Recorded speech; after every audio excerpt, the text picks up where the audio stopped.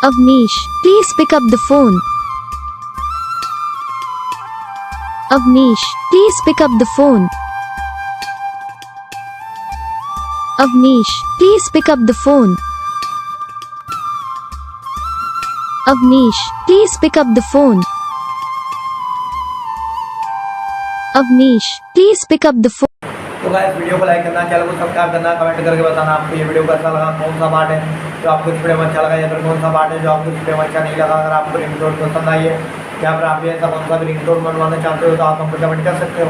हम आपके लिए रिंगटोन बना के चैनल पर अपलोड कर देंगे, आप वहाँ से इसे जल्दी डाउनलोड भी कर सकते हो। डाउनलोड करने के बाद चैनल को सब्सक्राइब कर लेना, सब्सक्राइब करने के बाद बेल आइकन आता है उसे भी ऑल पर सेलेक्ट कर लेना। जो उसका फायदा रहता है कि जब भी वीडियो डालते हैं तब आप तक वीडियो पहुँच जाता है, यानी कि अगर मैं सरल भाषा में बताऊँ तो आपको